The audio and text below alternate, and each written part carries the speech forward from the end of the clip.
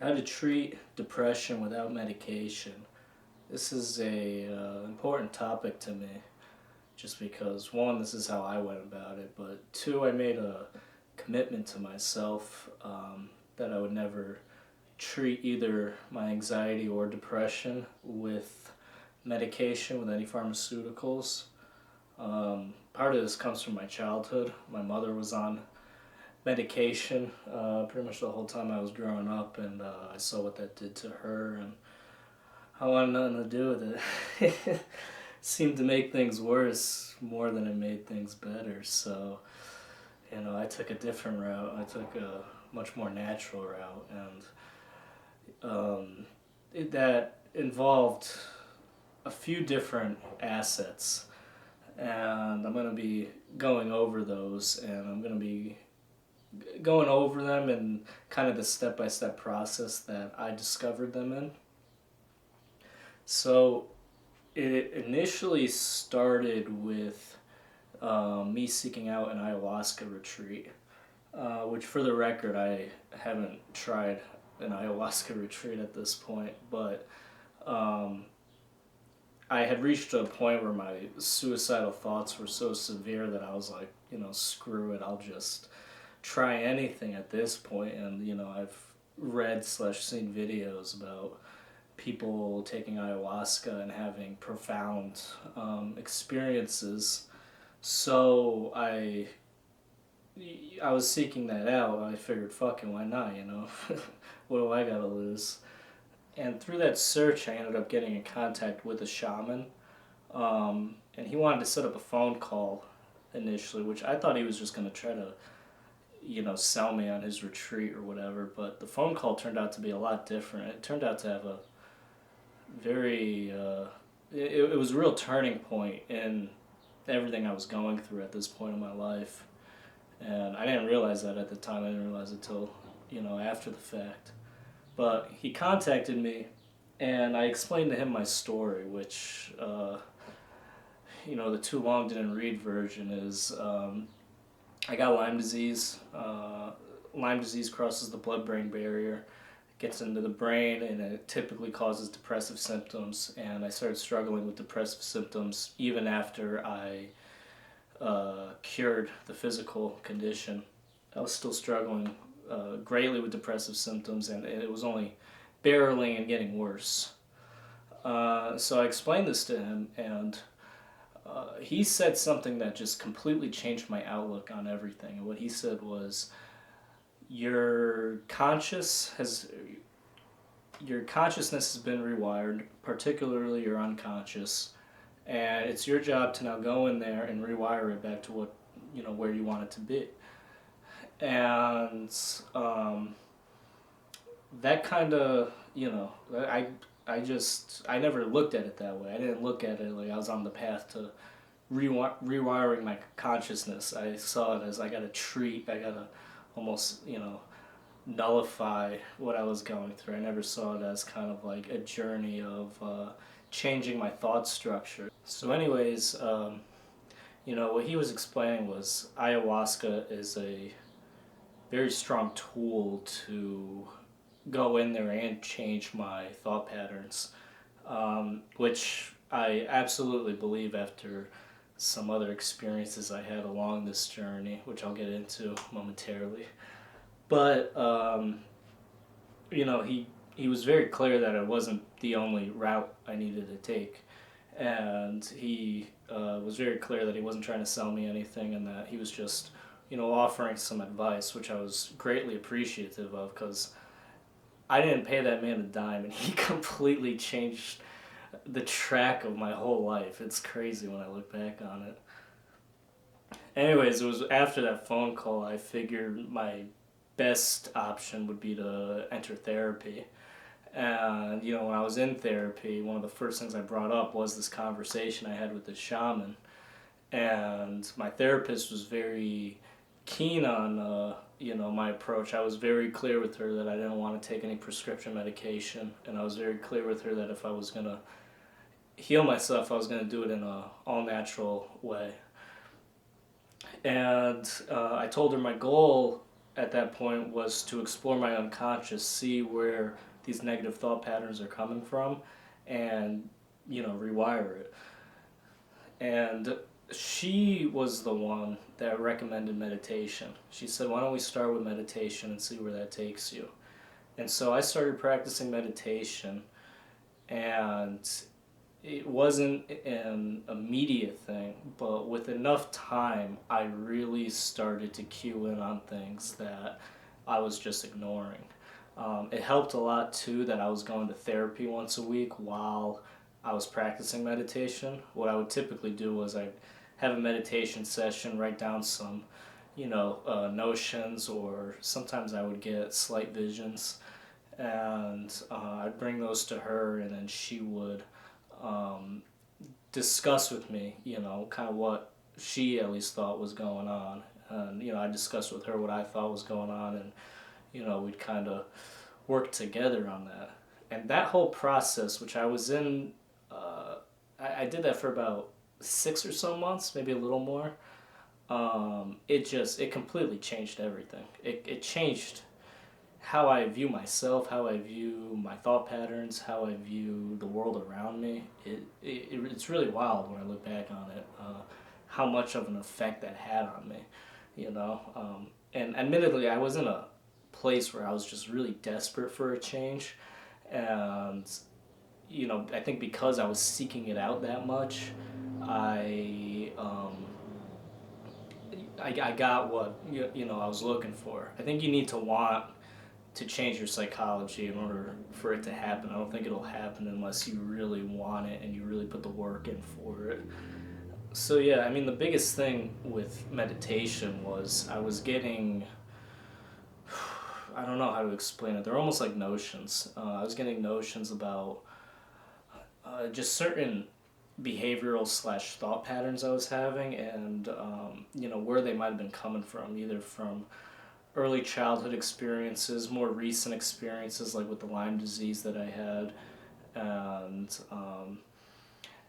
it's crazy how it all connects, because I got Lyme disease, started thinking negatively about myself and my life, and ultimately a lot of these negative thoughts were coming from elements of my childhood that I didn't completely understand.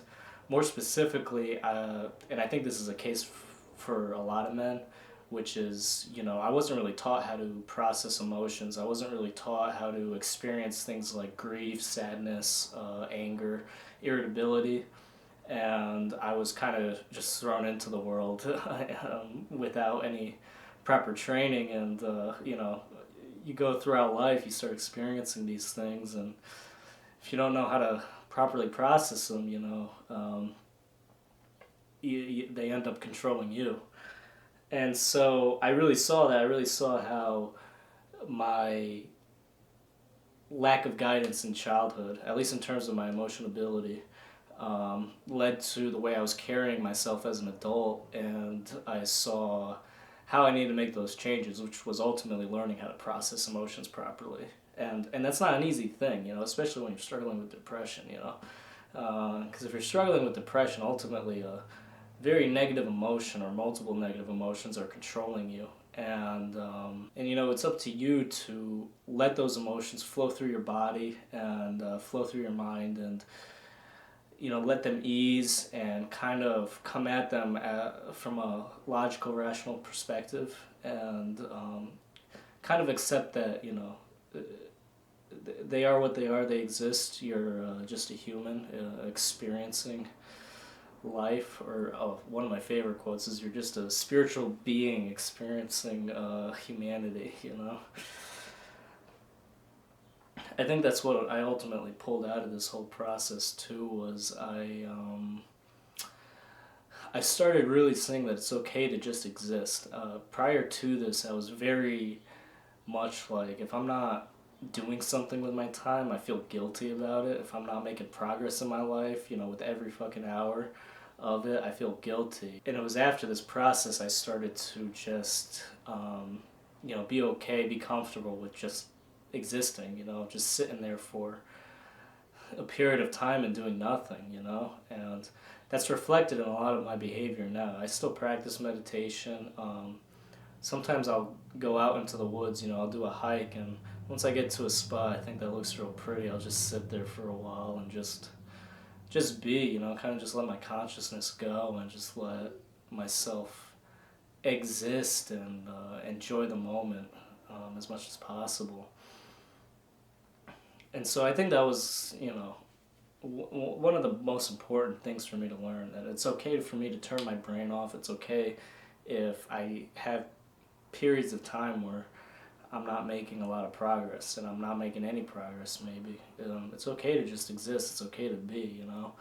And part of that comes from my spiritual beliefs, which, I genuinely believe we're all here for a purpose. And even though we might not 100% understand that purpose, I believe we wouldn't exist if we didn't have a purpose. And so my mindset is, when I'm just being and I'm just existing and I'm just kind of taking it slow, it's like I'm not off track of my purpose. I'm still on track. I'm just, taking a few moments to kind of enjoy the life, enjoy the purpose. I hope that makes sense. Anyways, it was a process, getting myself into this headspace, and it took, months of therapy and meditation to really start to just get the ideas rolling in my mind. Simultaneous to this, I was taking some supplements that I thought were helping me out. One of the biggest was fish oil. Omega-3 is just, it helps decrease inflammation in the brain, and inflammation could cause depression. And so I started taking that. One, because I don't eat fish, so it's not in my diet, omega-3s, but two, because I assume that the lack of omega-3s in my diet was probably having a negative effect. And I'm still on a series of supplements. I take magnesium, namely for anxiety, and I take vitamin B and C just because it's good for you. And occasionally I'll throw vitamin D in there, especially in the wintertime. I'll throw vitamin D in there just because the body naturally is getting a lack of it, which can cause depressive symptoms.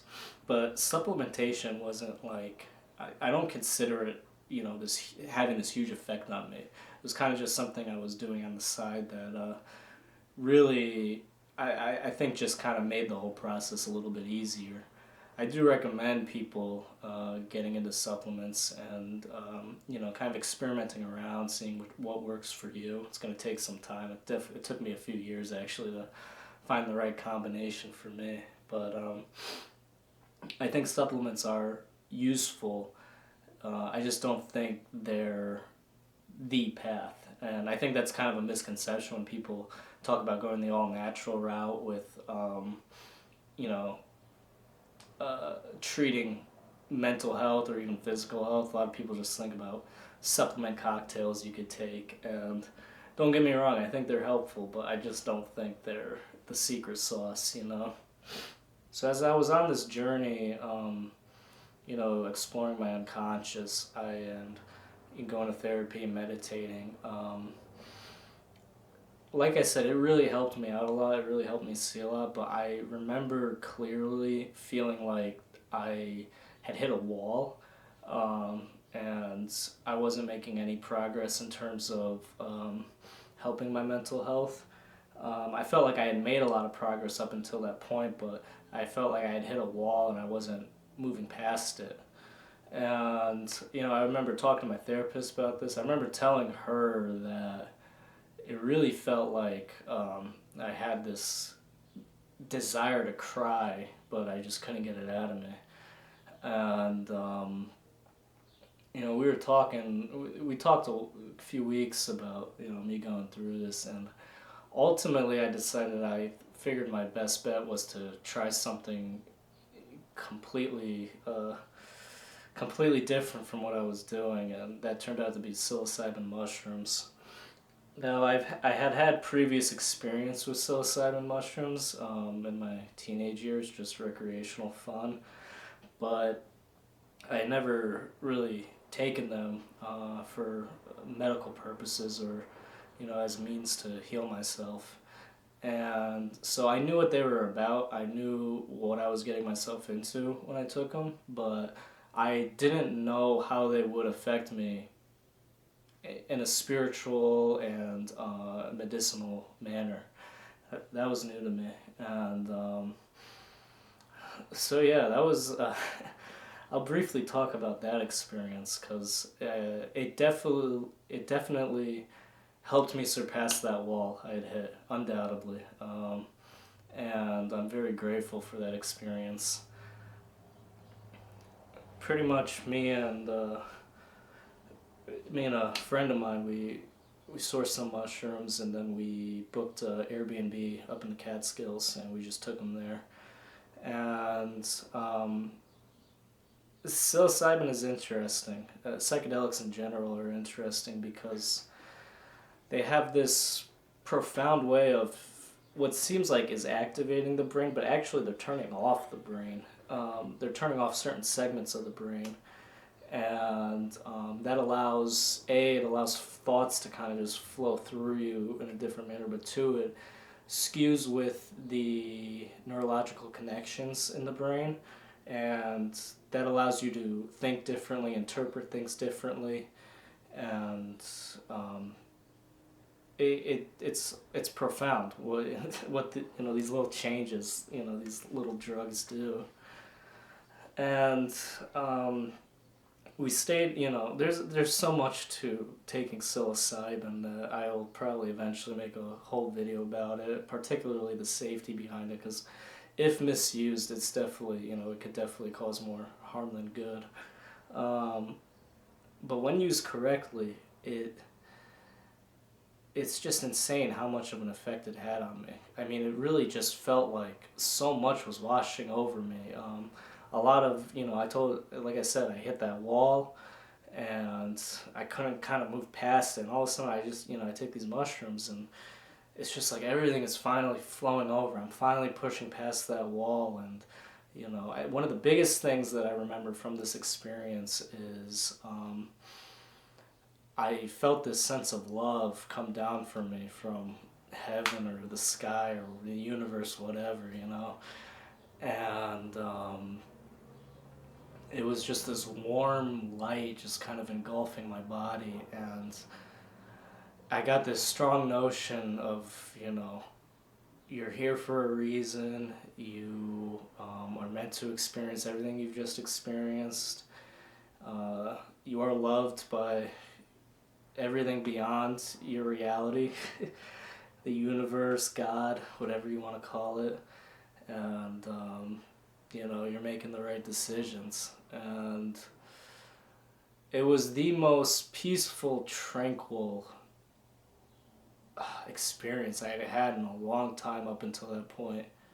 It was just beautiful. It's hard to put into words. It's very difficult to put into words. But it was just warm, it was vibrating all throughout my body, and it really, I remember by the end of the experience, I felt like my brain had just gotten a scrub clean, It was gorgeous.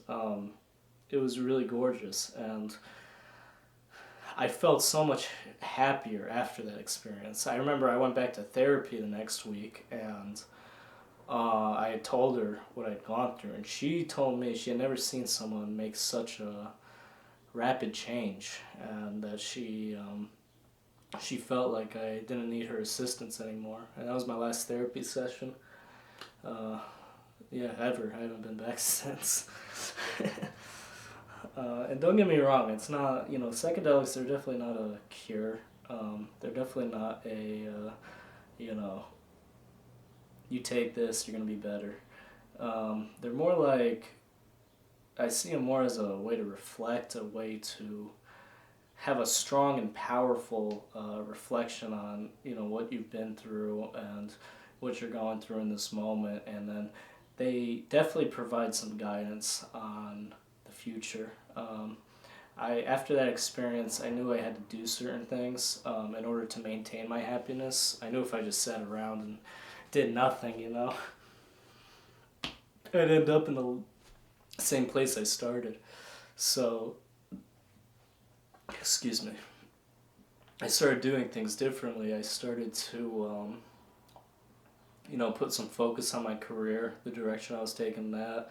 I was putting focus into my physical health. I started working out more and eating healthier and all that good stuff.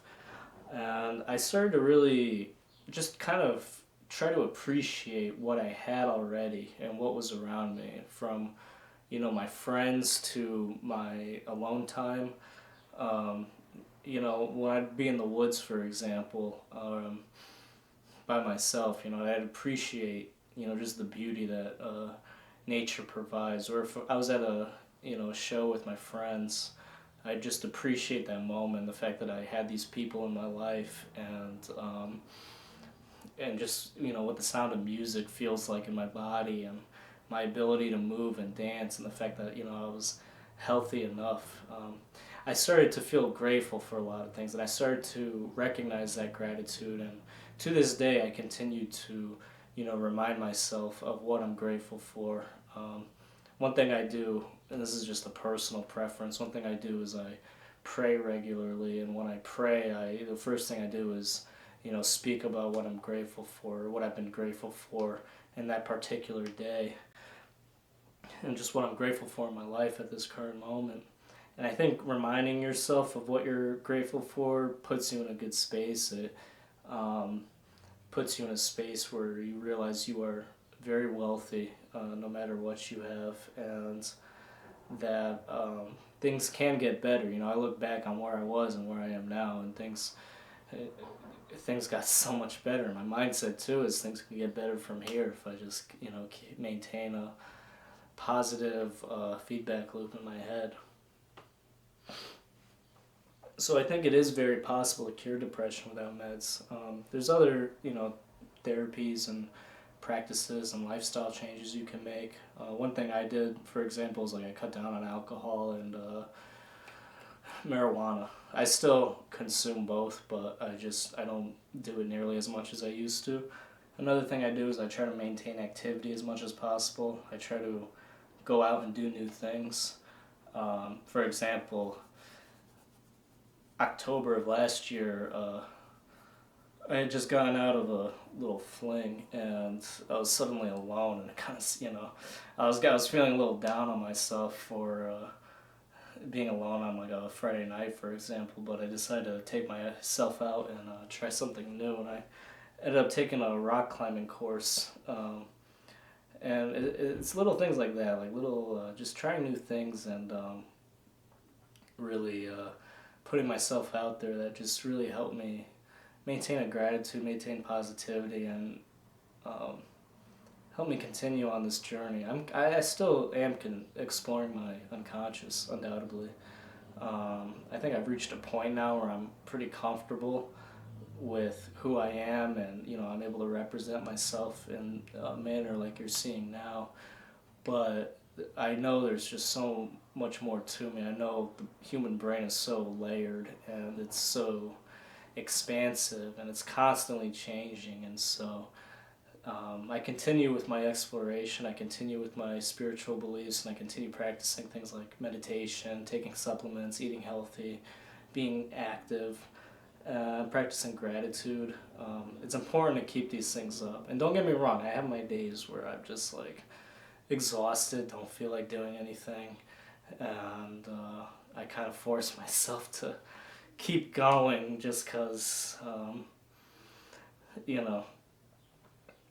I know where I am now is just much better than where I was. I'm very grateful, and I just don't want to stop this.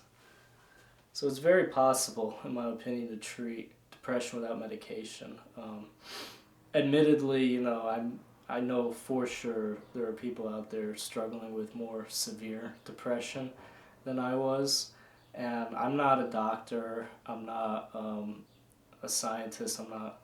I'm not an expert in these things. I don't recommend not taking medication if a medical professional is recommending that you do. I know for a lot of people too, sometimes it takes just a course of pharmaceutical treatment to kind of get them over a hump, maybe, or kind of start them on that path towards a more positive feedback loop.